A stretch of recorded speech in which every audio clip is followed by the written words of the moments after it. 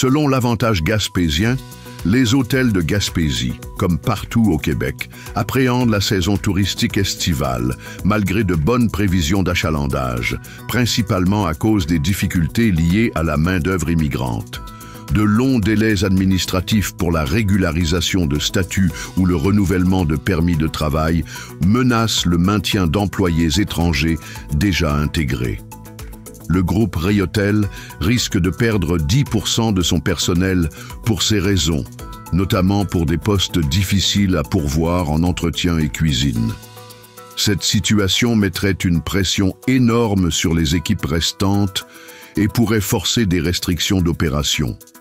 L'industrie hôtelière québécoise demande au gouvernement de simplifier les procédures pour retenir ces travailleurs essentiels face à une saison qui s'annonce très occupée.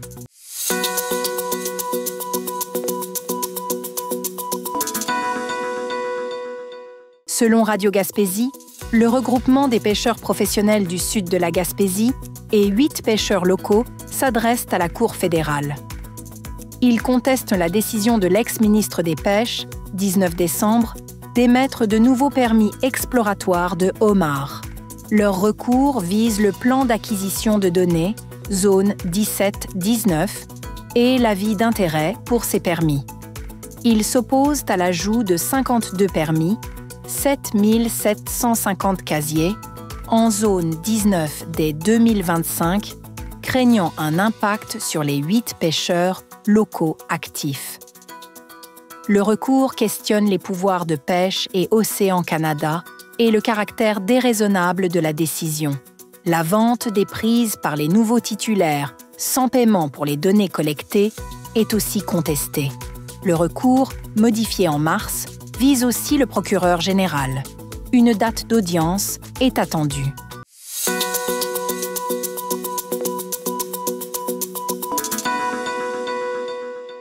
Selon Radio Gaspésie, la ville de Gaspé va favoriser davantage l'achat local, régional et provincial dans ses contrats afin de protester vis-à-vis les tarifs douaniers de Donald Trump. Un avis de motion a été déposé lors du dernier conseil municipal concernant les contrats d'acquisition de biens ou de services pour éliminer les achats effectués aux États-Unis. Selon le maire Daniel Côté, c'est une mesure pan-québécoise pour les municipalités suite à une nouvelle orientation gouvernementale, ce qui permettra à la ville de ne plus être tenue d'aller avec le plus bas soumissionnaire pour certains appels d'offres. Il salue cette initiative du gouvernement du Québec, la voyant comme une mesure de représailles contre les tarifs américains, tout en notant que peu de produits des États-Unis étaient déjà achetés par la ville. Enfin, une directive a été envoyée aux employés responsables des achats pour cesser d'utiliser Amazon.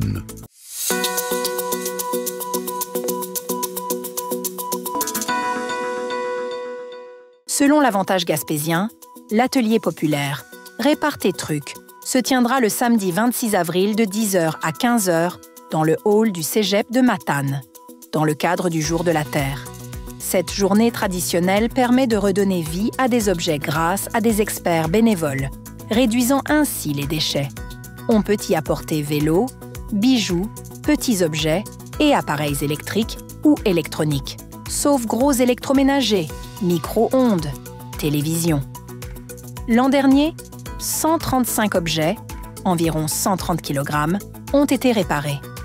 L'événement offre aussi la visite du Fab Lab du Cégep, un lieu de fabrication, dont impression 3D, utile pour les pièces de rechange avec l'aide du responsable.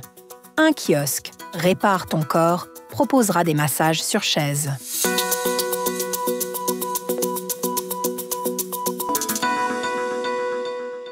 Selon Gaspésie Nouvelle, Claudine Roy, figure reconnue de l'entrepreneuriat et ambassadrice de sa Gaspésie natale, accède à la présidence de la CEPAC, la Société des établissements de plein air du Québec.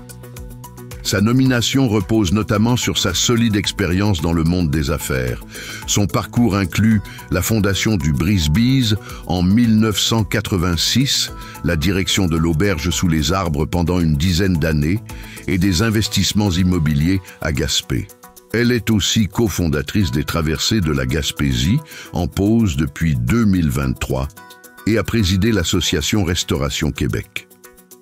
La ministre du Sport, du Loisir et du Plein Air, Isabelle Charest, a salué son parcours entrepreneurial et ses multiples implications, y voyant des atouts majeurs pour la CEPAC grâce à sa capacité à allier vision stratégique et impact social, ainsi qu'à son approche dynamique.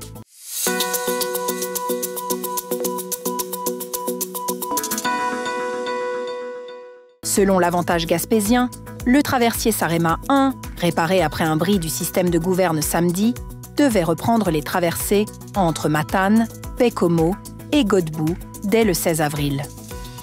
La STQ a mené des réparations minutieuses pour assurer sa fiabilité et prévoit un retour à l'horaire régulier, 2 allers-retours.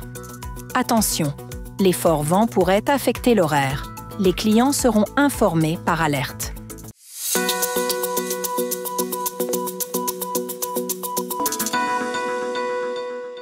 Selon l'Avantage gaspésien, dès le 18 avril, les causes de petites créances allant jusqu'à 5 000 $ dans les districts de Gaspé et Bonaventure devront obligatoirement passer par une médiation gratuite.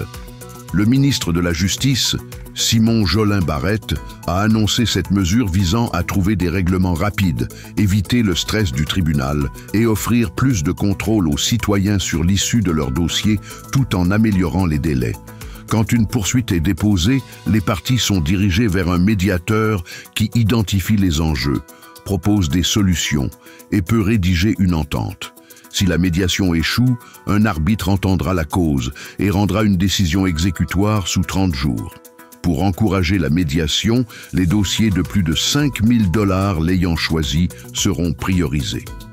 Le député Stéphane Sainte-Croix voit en cette médiation obligatoire un moyen efficace de favoriser les règlements à l'amiable.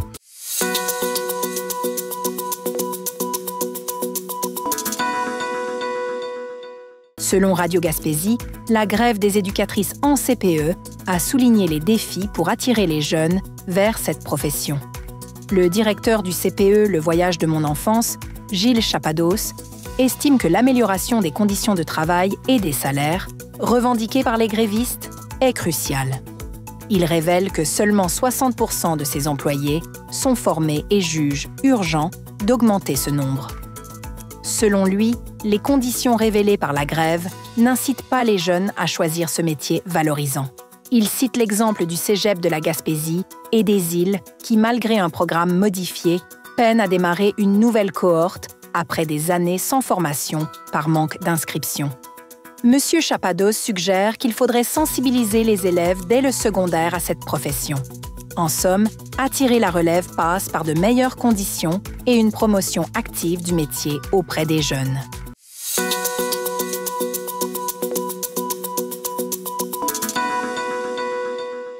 Selon Radio Gaspésie, la Régie intermunicipale de transport de la Gaspésie et des îles constate une hausse de fréquentation de 8% en 2024.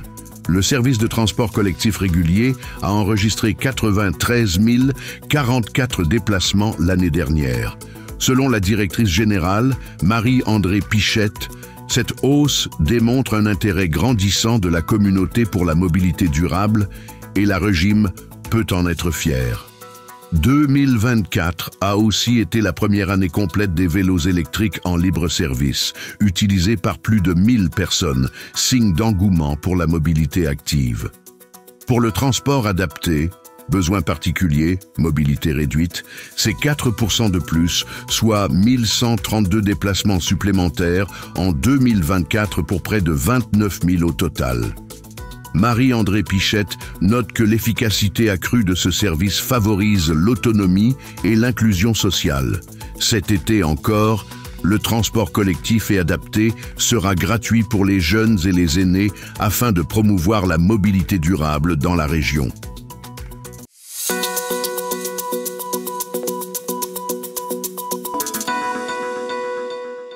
Selon Radio Gaspésie, une tempête de neige mercredi matin a causé des accumulations rapides, environ 15 cm, perturbant la circulation en Gaspésie, malgré le déneigement.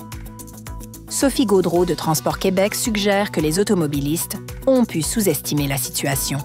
Elle rappelle les clauses spécifiques des contrats de déneigement régionaux et conseille d'attendre après le 15 mars pour changer les pneus d'été en raison des conditions tardives. La prudence est de mise face à ces aléas météo.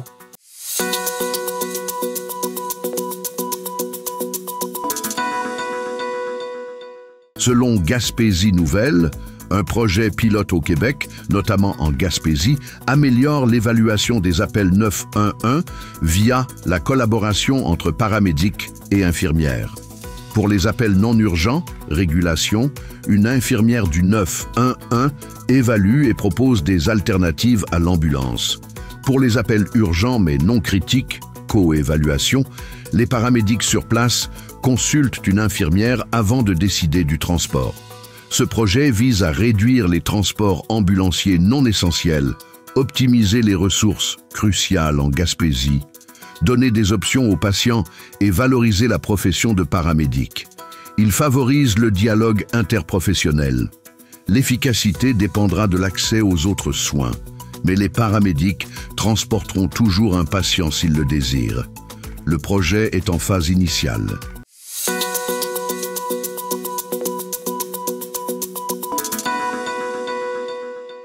Selon Radio Gaspésie, tôt jeudi matin, la garde côtière canadienne a escorté le navire de pêche LKC, qui a subi une avarie majeure. Le patrouilleur NGCC Cap-aux-Meules a été dépêché pour l'opération. Le LKC a pu atteindre le port de Rivière-au-Renard en utilisant ses pompes de cale sous l'escorte du Cap-aux-Meules prêt à intervenir. Pour une aide potentielle en cas d'évacuation, un avion Hercule et un hélicoptère Cormoran avaient été déployés, mais leur intervention n'a pas été nécessaire. À 11h25, le navire était amarré en sécurité au quai, bien que son arrière soit sous la ligne de flottaison. Il est mentionné que ce n'est pas le premier incident majeur pour le LKC, qui avait subi une importante intrusion d'eau en 2017 sur la Côte-Nord, un événement ayant fait l'objet d'une enquête du Bureau de la sécurité des transports. Ici, notre site Internet. Toute l'équipe de Michel et Terry Whittom vous attend à votre pharmacie Jean Coutu de Grande-Rivière. Pour des conseils professionnels, des produits de qualité, venez nous voir, ce sera un plaisir de vous servir. Des cosmétiques aux soins de beauté en passant par des soins de santé, c'est chez votre Jean Coutu de Grande-Rivière que vous trouverez satisfaction.